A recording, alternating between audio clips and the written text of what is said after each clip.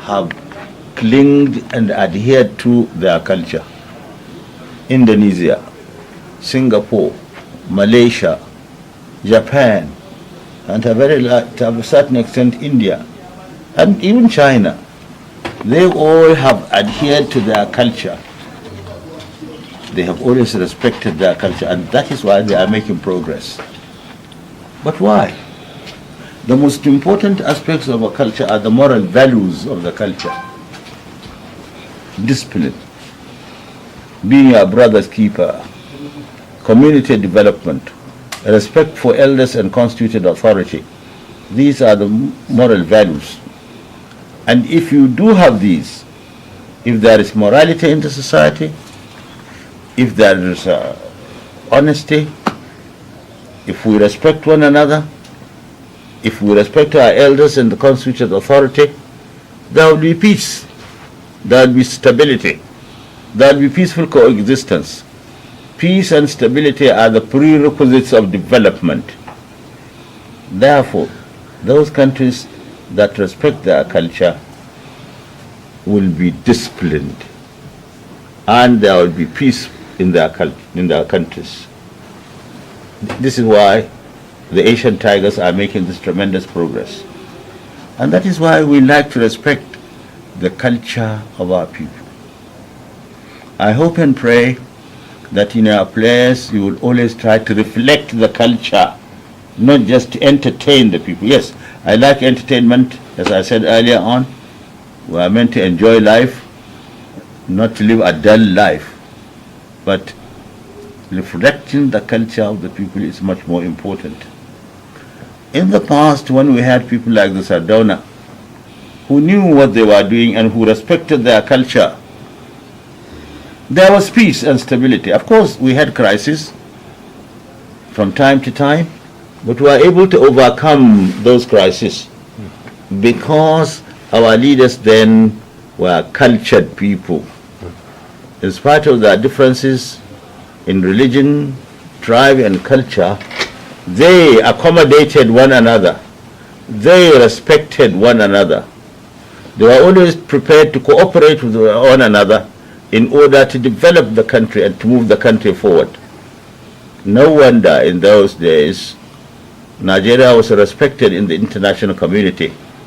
Nigerians, wherever they went in those days, were admired and respected because our leaders were decent people.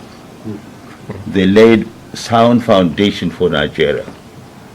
The leaders respected one another in spite of their differences, political, religious, cultural, and otherwise. Yes, in those days there was morality in the society. But today, unfortunately, those moral values which our founding fathers, the Sardaunas, the Ajukwes, Awalos, and Tafa Balewas, and to a lesser extent Masanin Kano and Tarka, those moral values which they left have been thrown overboard. We are no longer what we are, what we were. Today, the institution of family has broken down. Respect for elders, which used to be a cardinal principle in our society, is now at its lowest ebb. Honesty, where it does not pay, has become meaningless. Symptoms of revolt loom large in the horizon. In short, today, there is immorality in the society. The institution of family itself has broken down. Respect for elders and constituted authority, which used to be a cardinal principle in our society, is now at its lowest ebb. When honesty, where it does not pay, has become meaningless, symptoms of revolt loom large in the horizon. In short, today, there is meaninglessness in philosophy, insecurity in politics, immorality in society, chaos in politics, corruption in economy, and even frustration in art and lack of creativity in literature. What is responsible for this is lack of leaders. The likes of Sardauna, Azikwe, Tafa Balewa, Wolo, Masanin Kano, and the rest. Today, perhaps we have rulers, not leaders. We must revisit the past and try to revive the glory of the past. Because Nigeria is destined to be a leader. It is not for nothing that God has brought us together. Different cultures, different tribes, different religions. I refuse to believe that it was the British that amalgamated or brought us together. It was Allah that united us. And what Allah has put together, let no one put asunder. But it is for a purpose that God has put us together. God wants us to live with one another irrespective of these differences, so that we may learn to accommodate one another, to respect one another, to work together, so that we may have respect, so that we may have the political clout that will enable us to do what we are destined to do. Nigeria is destined to lead Africa. And for us to lead Africa, we must establish peace and peaceful coexistence within ourselves. There must be peace. There must be respect for one another. It's only thus can people outside respect us and accept our leadership. Culture will enable us to do this. In 1975, the Nigerian artists Wole Soyinka, Segun Olushola, Irakpo, Ekpo, Ben Onwu, they got together and formed an organization which they called the Nigerian Arts Council. I was not an artist. I was away in America. They elected me president of that council. On my return, I told them that I was not an artist and I should not have been elected. They said, no. You are a man of culture. Art is part of culture. And in any event, we want a rallying point, somebody that we can rally around to help the country develop. I became the first Nigerian president of the Nigerian Arts Council. In my capacity as the president of the Arts Council, I undertook a tour of the entire country, east, west, north. And I discovered to my pleasant surprise that after all, the so-called different cultures in Nigeria were basically the same. The most important aspects of the culture, as I was saying, moral values. The respect for elders is the same throughout the country. The respect for constituted authority is the same. Being your brother's keeper is the same throughout the country. Community development, community work, helping one another is the same throughout the country. Even the setting of the compound is the same. Wherever you go in Nigeria, you'll find a large compound with different compartments belonging to the members of the family. It's the same throughout the country. Even the household utensils are the same. All over the country, you find the grinding stone, the pestle and mortar, the cooking pot and the water pot. They're all the same. They only vary in size from one area to another. There are many more things that are common to our so-called different cultures than those that are different. I think we should use those common features of our different cultures to promote unity in Nigeria. And that we can do. But we have to have good leadership. Good leadership. Things have gone astray. Things have fallen apart. But I have not lost hope. I believe that all the troubles or all the problems we are having today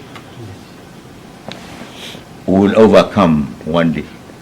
Inshallah. Inshallah.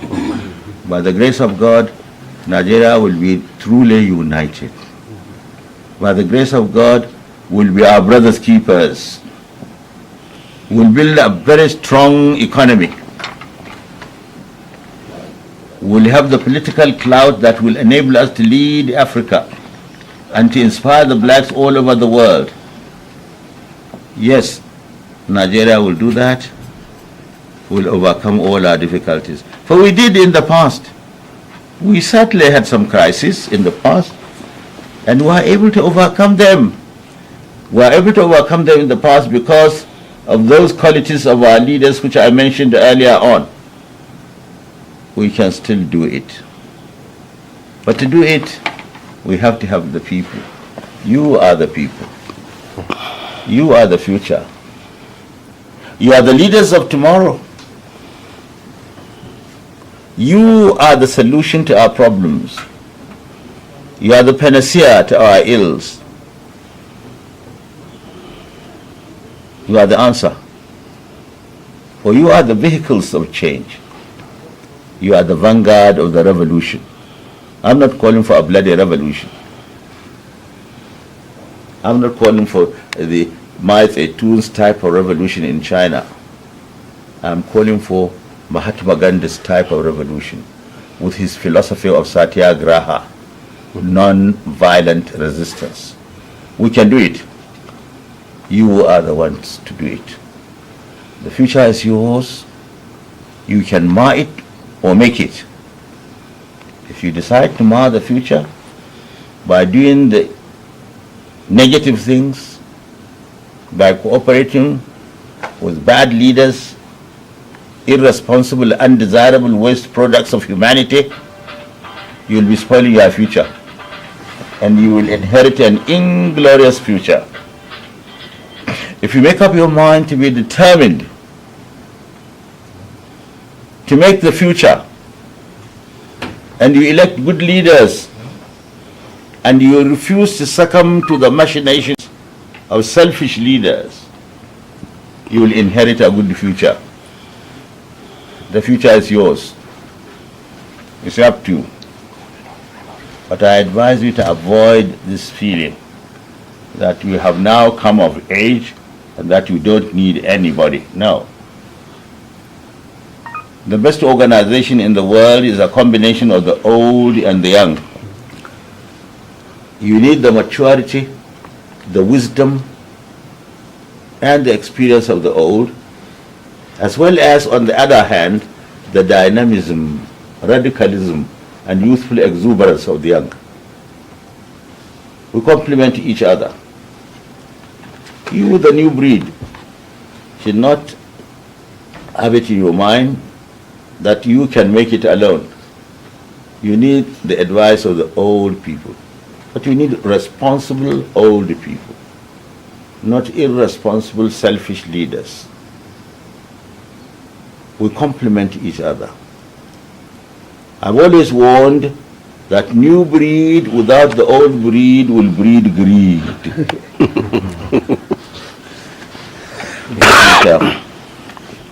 Let us pray that we may have good leaders, because that is what is lacking.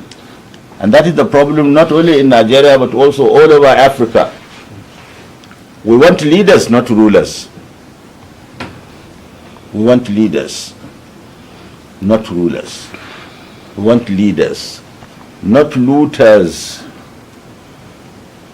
And may God grant that we may have such leaders. Amen. Leaders with the fear of God. Amen. Leaders who will not lie. Amen. Leaders who will accept in public what they have accepted in secret. Amen. Leaders who will not steal. Amen. Leaders who are not corrupt. Amen. Leaders who look at the lot of the common man with the eyes of compatriots, not with the eyes of the privileged few. Leaders, not rulers. Leaders with a vision, not a blurred vision. Leaders with fire in their bellies, but humanity in their hearts. Fire in their bellies so that they may take unpleasant but necessary decisions. But humanity in their hearts so that in implementing such decisions, they will temper justice with mercy. Leaders, not rulers. Leaders will know when they are no longer equal to the exigencies of their nation And they will have the prudence of handing over to others before they forfeit the admiration of their countrymen. Amen.